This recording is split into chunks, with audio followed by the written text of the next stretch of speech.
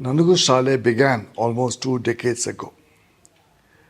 We began when the government had decided to close down the school readiness program centers. Then, Fourth Wave Foundation, we entered into the gap and we said that we need to address the issue of education for children with disabilities in Karnataka. So, we set up 4 units across the state, North Karnataka, which today have 4 units covering around 200 children. Now, today, we are expanded into 12 units which cover around 600 children for all disabilities across the districts of North Karnataka, and we hope to, in the future, expand to other states across the state and to ensure that all children with disabilities get equitable education at par with others. When it comes to the education of children with disabilities, especially in the state of Karnataka, they might be enrolled, but not often do they attend the schools that they're enrolled in. And that's where Fourth Wave Foundation comes in with our School Readiness Program Center. Now, what is a School Readiness Program Center or an SRP? This is a center, a classroom in a government school where we cater to 50 children. So currently we cater to 6 to 18 because for the right to education for children with disabilities, it is extended up to 18. So we cater to 6 to 18. Basically, the 10th grade is what we look at for each child. So we have 12 centers, 600 children. So each center has 50 children, where we have divided them into 25 children who have mild and moderate disabilities, and the rest 25 are from severe to profound disabilities.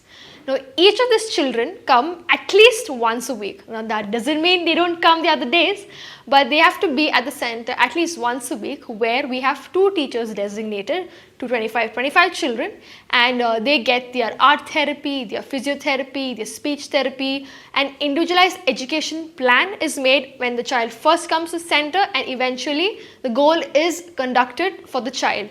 We have quarterly meetings, we have quarterly reviews, where the art therapist, physiotherapist, teacher and a coordinator from Bangalore sits and sees whether the child has achieved the goal. If not, another set of plan is made. But if the child has achieved the goal, we go ahead with a new goal for the child. So this is what we've been doing at the School Readiness Program Center. We try our best to make sure that the children come to the same government school that they might be enrolled in, because like I said, the mild and moderate children are also children that might attend the same school. So we make sure that it is in a premise that they are familiar with. And why we focus on getting these centers in a government school is because we want the child to familiarize with the environment of a school. They also need to have the feeling of wearing the uniform and going to school just like their peers. So which is why we focus and which is why we emphasize on having these centers in the government school, because once they are mainstream, they get mainstream into the same school that they are in. So they already know, the teachers are aware, the peers also are aware of them, the school management is aware. So we make sure that the environment is conducive when the child gets mainstream into the same school. And I have to say, in these past 3 to 4 years, we've had over 40 children write the 10th board exam, and these are children with severe multiple disabilities, cerebral palsy, but they have achieved what people thought they couldn't. So this is a typical prototype of our SRP center that we have set up in the rural places in the state of Karnataka, especially North Karnataka. And this is how each of our 12 centers look like.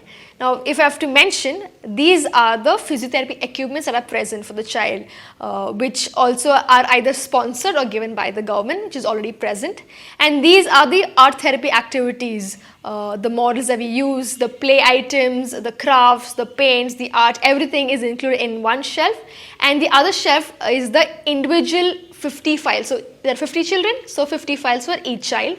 And that file contains the child's profile, how the child has been, how the child get the disability, the doctor's report, the disability card, their bank statements, that about their ID proof, and it also has the activities done. So every time a child comes to the center, when they do some activity on the paper, even if it's just 2 lines, we put it there, and This is all done by teachers who are trained at our Bangalore facility that is over here, and these teachers are from the community itself. And why we do that is because they know the community well, and which is why we take those teachers in and who teach the children in the local language, which is Kannada. And things go very well over here, and we also have a lot of tech-based learning where we have a lot of videos and a lot of therapy that happens online, because not every place a physiotherapist or a speech therapist can reach.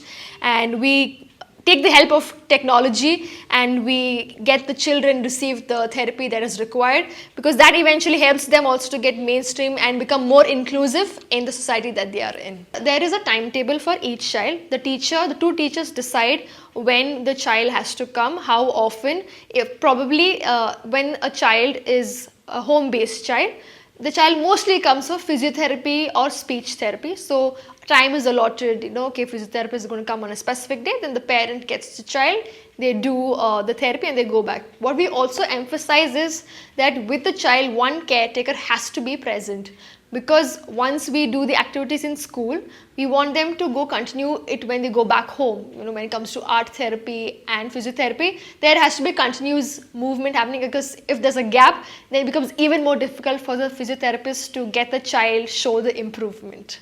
The Fourth Way Foundation's inclusive education program, Schools Where All Belong, or in Kannada known as Nanagu Shaale, began with the support of Sarva Shiksha Abhiyan, which is the implementing program of the education department in all over the country, and specifically in Karnataka. As a part of it, we also involved various stakeholders covering the teachers, the parents, the government officials, the department, the SDMCs, the education department, the Gram Panchayats, and with all of them. So this program is not just driven by an NGO or one government alone. We try to involve a model of multi-stakeholder model so that it can effectively reach the last child. Education for the last child, education for all becomes a reality in our lifetime.